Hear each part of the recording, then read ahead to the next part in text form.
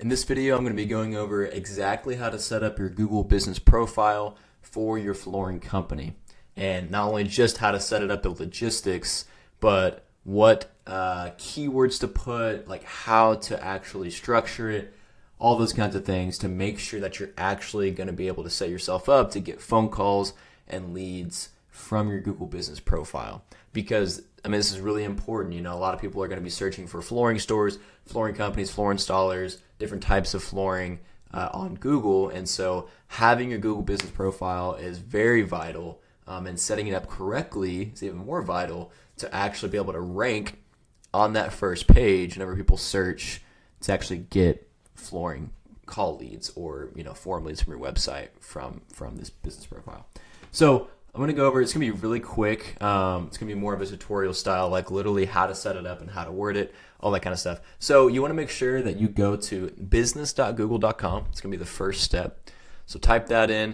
Then it'll take you to a page to sign in to your email account. So it'll be attached to, either it's your business email, if you have a Gmail, regular, whatever email you use. And then it's going to have you go to this page right here. So this will be kind of the first step whenever you sign in. This is how you're going to be able to build your business profile. So this is how you'll get Google reviews. You'll have your address on there, all that sort of stuff, and your business name, obviously, phone number, website. So you're going to start building the business profile. So obviously you want to have the business name. So very obvious here.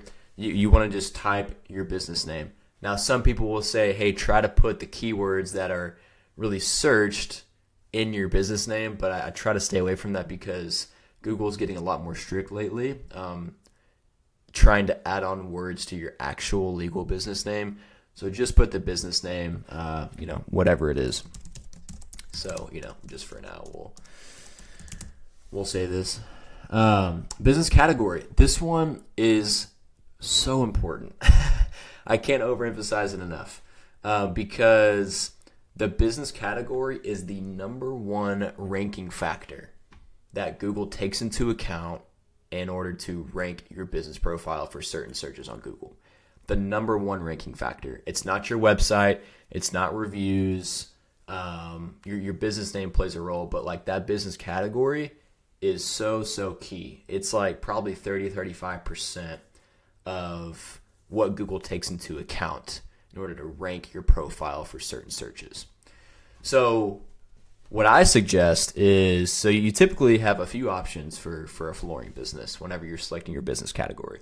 So you want to think it in context of, okay, what are people going to be searching for my type of business, for my services I offer, my products I offer, and then how can I get the category as close to that keyword or keywords as possible? Hope that makes sense. So you have a couple of options, a few options if you're a flooring company. You have flooring contractor, you have flooring store, floor finishing service, and then you've got like this right here, kind of a different one. Wood and laminate, flooring supplier, if you're, I guess, more of a manufacturer, or a store, if you just do wood and laminate sales, could be a decent one. I don't usually recommend to do that one unless it's like very, very specific to you. Wood floor installation service. So those are typically, I might be missing one, but I think that's most of them.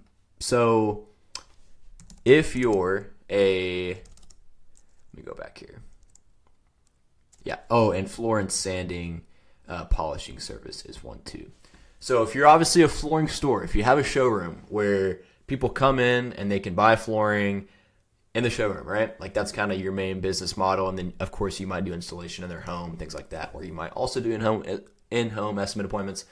But if you have a showroom, you want to do flooring store, 100%. Obviously, because flooring store is searched a lot, it's one of the main keywords people search for when they know they need flooring in their home.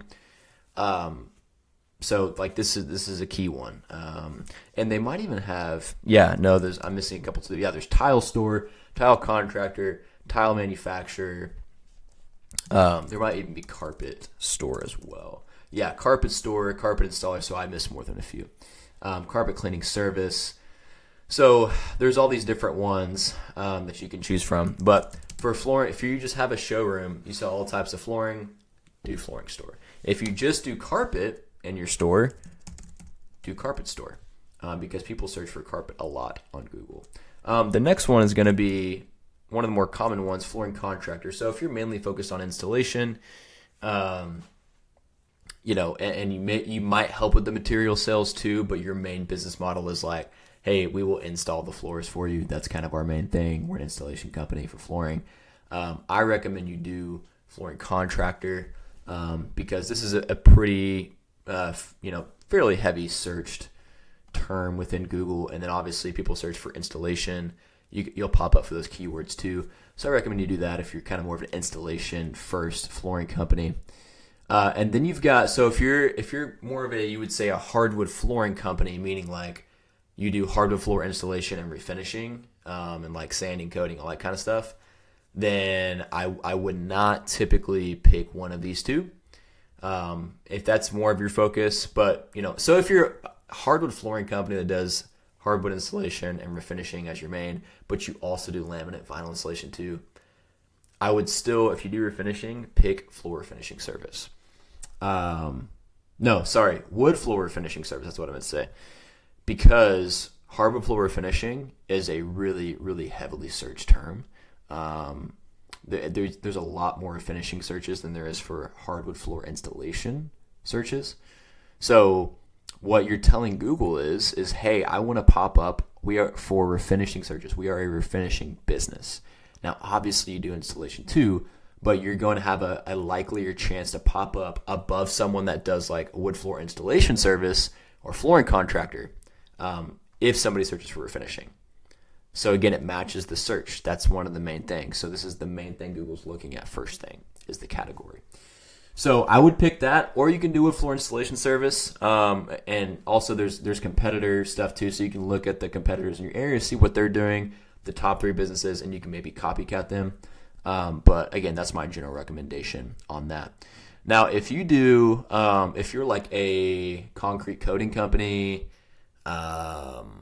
you do epoxy maybe in the garage floor, stuff like that, I typically recommend to do like floor sanding and polishing service. This just kind of goes more hand in hand with what that type of business does. You can do flooring contractor, but usually people looking for a flooring contractor are mainly, most times, looking for a hardwood floor installer, a vinyl floor installer, just general flooring company, not like a specifically polishing company or like an epoxy company. So this is what I see usually work the best, is picking that type of service or that category. And then you have the tile side. Like I said, if you are a really focused tile showroom or tile store, you want to pick tile store for sure, because tile is searched a lot for most markets, and people look for tile stores all the time, obviously. So you're going to have a likelier chance to pop up in the top 3 if you pick this tile store option. Then you have tile contractor, tile manufacturer. So tile contractor, if you're mainly just a tile installer, you'd want to pick this. So anyway, there's a lot of options on here. You have to take this seriously. Really go back and watch this video a couple times. If you need to get real clarity on what category to select, because this is vital. Seriously, don't. What I see a lot of companies do is they'll come in here and they'll select. They'll pick contractor, right? Something super general. Because it's if you're a flooring contractor, you are technically also a contractor. But you don't want to pop up for contractor searches, because that could mean HVAC, that could mean fence, that could mean diving, right? All these different things. It's gonna trash your ranking for actual flooring searches. So take time, think through, what do I offer? What are my main products and services? And what would somebody search to find me on Google? And finding the one that matches up with that the best. That's the best advice I can give you on that for categories. Okay, next. You're going to select that, and then do you want to add a location customers can visit, like a store or office? So obviously, if you have a store, showroom, if you have an office space you meet in, click yes. You would hit next. Then just enter the address very, very simply right there. If you don't have an actual business office or an actual showroom that you conduct business in, select no. You can be a service area business and not like an actual address. I have an address here type business, like a brick and mortar type. A lot of people, and more previously in the last kind of 10 years, Google was very relaxed on this to where even if you just had a home address, you could use your home address as your business address, as your location that people can visit. But don't do that anymore because your profile has a very high likely chance of probably getting suspended, and it's hard to get it back. So you don't want to mess this up. So just hit no on that if you don't have it. And the address, if you do have an address, it can be very advantageous for you to have one because proximity is a big ranking factor too.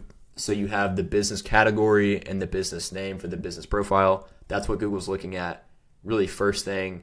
And then actually maybe like right below that would be like how close are you to the person searching, right? Because they go to Google Maps to look for local businesses.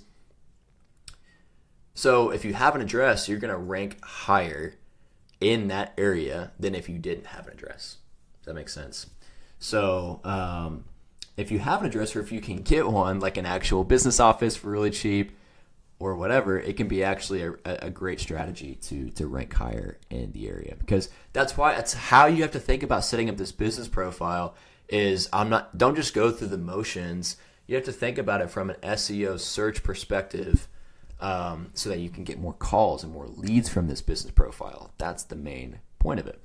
So, okay, you're going to hit next.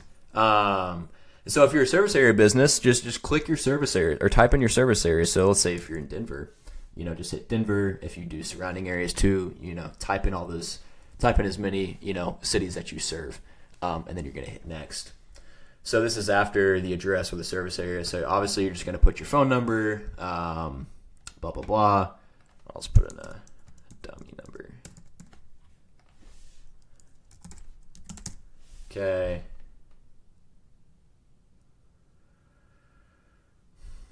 Okay, so please enter your mailing address to verify. The address you provide here will be hidden from the public. Post office boxes are not eligible. So this is the address they're going to use to verify your business. So this doesn't have to be like a storefront or a showroom or like a business office necessarily, because everybody has to put a mailing address. So you can put a home address here, and then hit next. And so what it's going to do, I don't want to go through and actually create this profile, but this is pretty much the last step. No, just kidding, it's not. So we'll skip this for now, but you do have to verify your business. So they'll typically send you a piece of mail with a code on it, and then you type in that code, and your business profile is it's verified. And then sometimes they'll have you shoot a video of like the actual place. I think it's more if you have a showroom or a storefront. But anyway, we'll skip past that. Verify later, and then you're going to do your business hours. So put your correct business hours on there, obviously.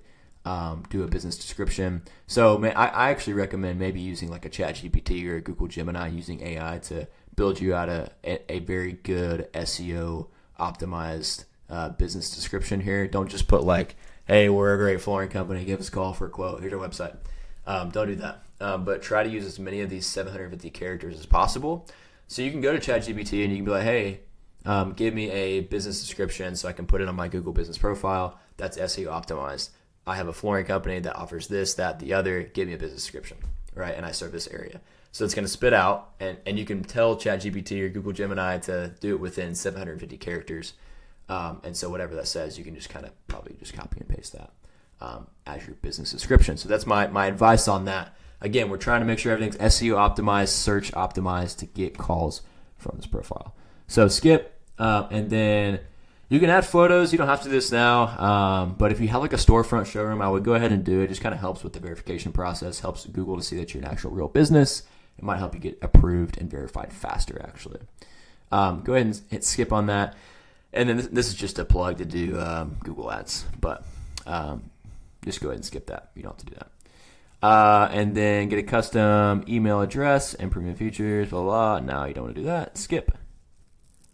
Your edits will be visible once you are verified. Okay, so that's pretty much it. Again, I'm not going to go through and actually create this profile, just to kind of show you what you need to do to build this effectively. So hope this was helpful. Again, maybe go back and really make sure you have that right mindset. Maybe listen again to what I was saying about the SEO optimized stuff and like selecting the right category and the address, all that kind of stuff. But anyway, that's it for this video. Hope it was helpful, and we'll see you in the next one.